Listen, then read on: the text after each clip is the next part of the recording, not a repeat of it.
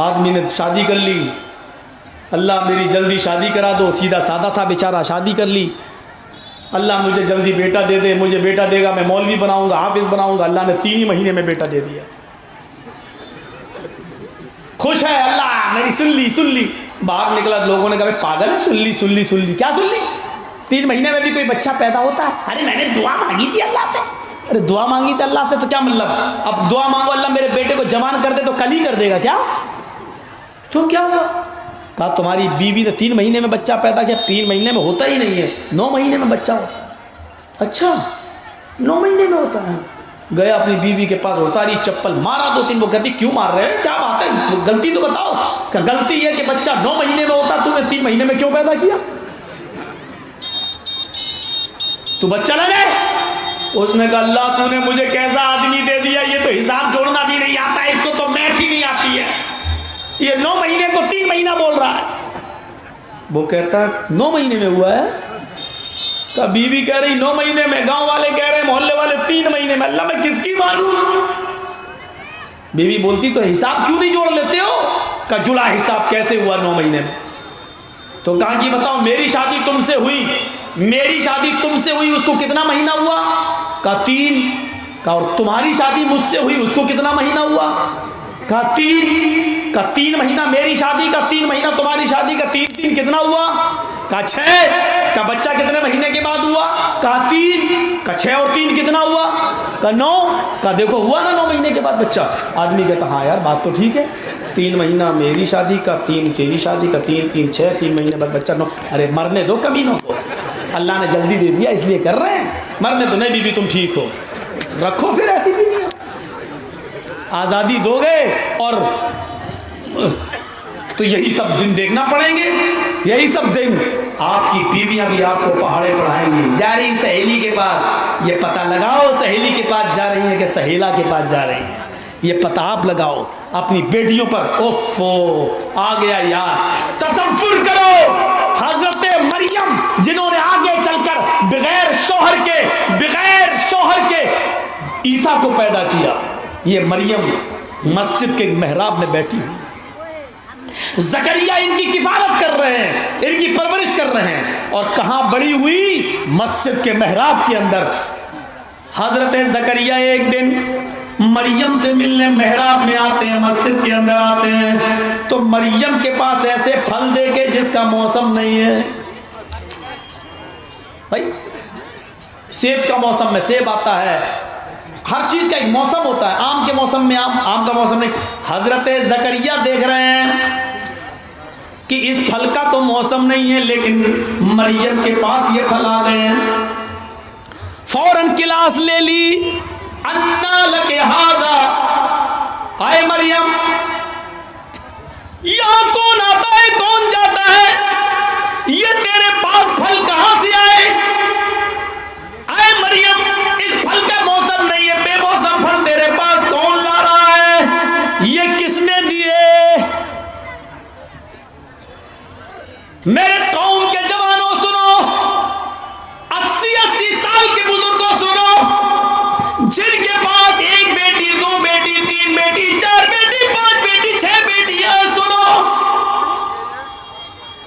जिनके घरों में बेटियां, और अगर तुम उनके बाप हो तो सुनो,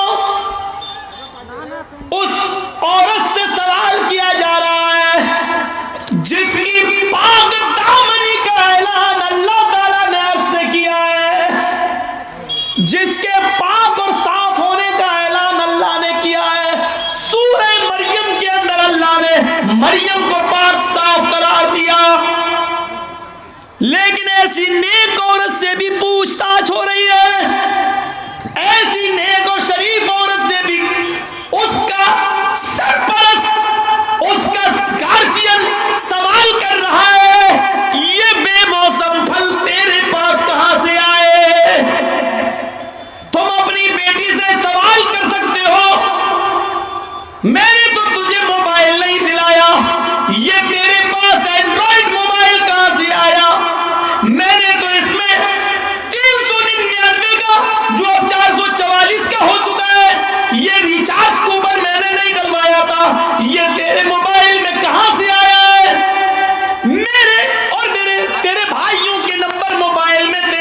ये राकेश, सुरेश, ये अमजद, ये अकरम, ये शमशुद्दीन, ये इकरामुद्दीन, इनके नंबर तेरे मोबाइल में कहां से आए? ये व्हाट्सएप तो मैंने लोड करके नहीं दिया, तू व्हाट्सएप चलाती है, किससे बातें करती है? फेसबुक पर अपनी आईडी बनाई हुई है, ये किससे बातें करती है? मेरे भाइयों, ये आपकी बाप होने की हैसियत से जिम्मेदारी बनती है। कभी आपने अपनी बेटी की क्लास ली? तुम घर से 3 किताबें लेके निकली थी, घर में वापस आई हो तो ये किताब तुमने किससे ली है? पापा काम छूट गया था स्कूल का। ठीक है, काम करो, लेकिन ये तुमने किससे ली है? अपने एक दोस्त से ले ली। किसी लड़की से क्यों नहीं ली? दोस्त ही की किताब क्यों ली है? लड़के ही से क्यों मांगी है? ये सवाल आपको कभी किया है आपने अपनी बेटियों से? सुनो, तुम्हारी बेटियां तुम्हारे लिए कितने भी भरोसे के लायक हो, लेकिन हजरत मरियम से ज्यादा पाक दामन नहीं। जब मरियम की क्लास ली जा सकती है तो हम अपनी बेटियों की क्लास क्यों न ले?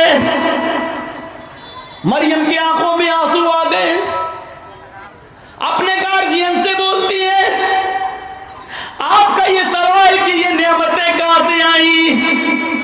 क़ालत हुवा मिन इंदिल्लाह।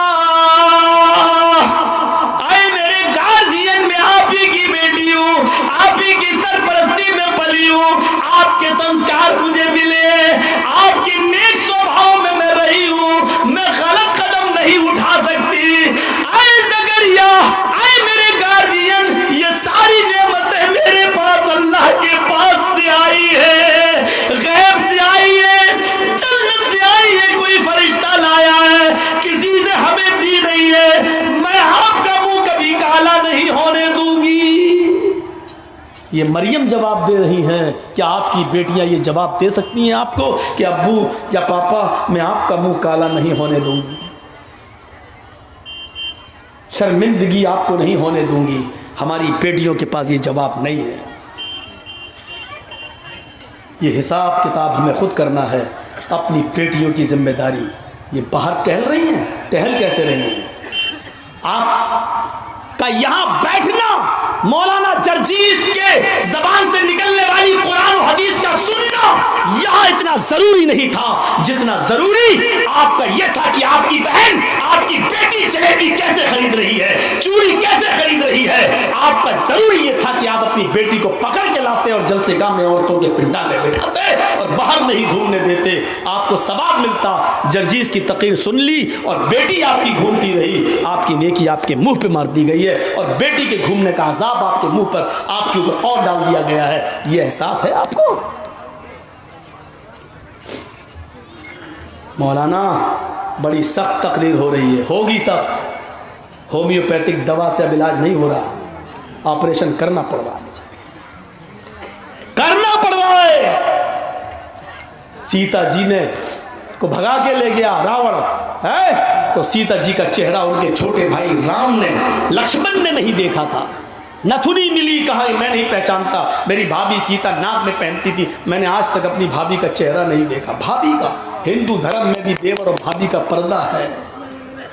अल्लाह के रसूल के पास एक औरत आई और सुनो, नबी के पास एक औरत आई और आकर कहती है अल्लाह के रसूल मैं मस्जिद में नमाज पढ़ने जाती हूँ। सुन लो, ऐसा वाक़या शायद आपने न सुना हो, सुन लो, आज तुम्हें पर्दा बताऊं औरत का पर्दा इस्लाम में क्या है। एक औरत अल्लाह के रसूल से कहती है अल्लाह के रसूल मैं मस्जिद में नमाज पढ़ने जाती हूँ।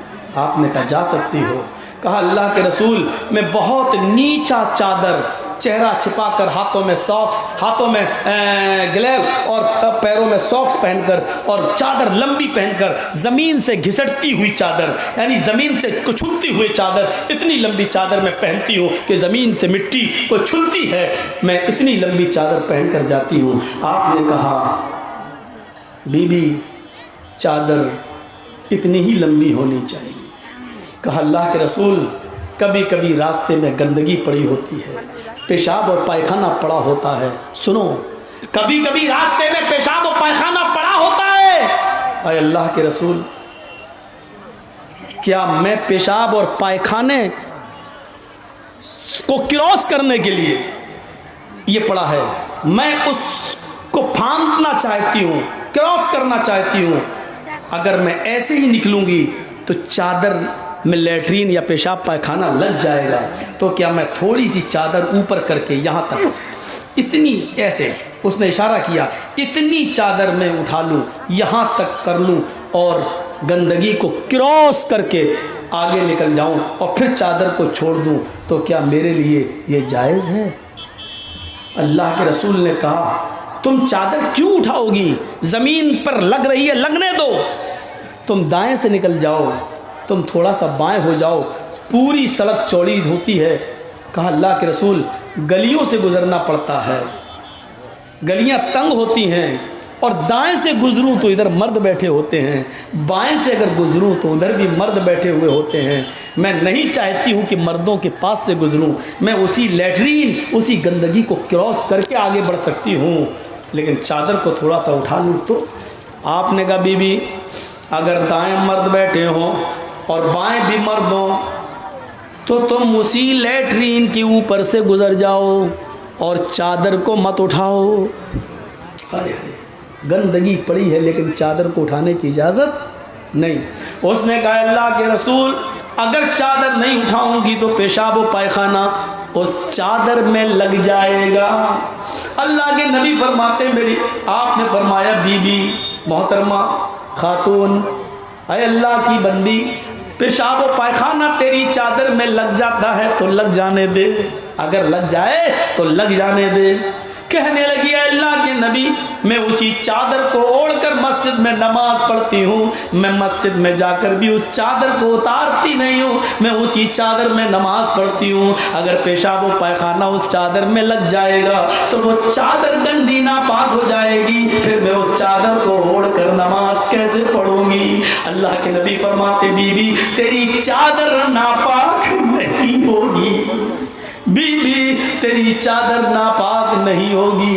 उसने कहा, अल्लाह के रसूल, गंदगी लग जाती है और आप कह रहे हैं नापाक नहीं होगी। फरमाया, बीबी इसलिए नापाक नहीं होगी कि जब तू उस चादर के ऊपर से गुजरे, उस चादर को पहनकर गुजरेगी और लैट्रीन के ऊपर से गुजरेगी तो लैट्रीन तेरी चादर को गंदा जरूर करेगी, खराब करेगी, लेकिन चादर तो जमीनी पर पड़ी हुई है। जब वो तू आगे बढ़ेगी तो जमीन पर पड़ी हुई पाक मिट्टी से रगड़ रगड़ कर वो लैट्रीन हट जाएगी और जमीन पर पड़ी हुई पाक मिट्टी तेरी चादर को पाक कर देगी। तुम उसी चादर को ओढ़कर नमाज पढ़ लेना, लेकिन चादर को टखनों के बराबर भी मत उठाना।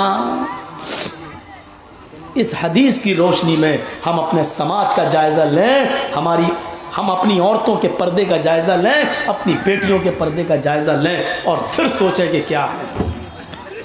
मेरे प्यारे साथियों, मुझे बोलते हुए मुकम्मल 2 घंटे हो चुके हैं। मेरे भाइयों, मैंने आपके सामने दिल खोल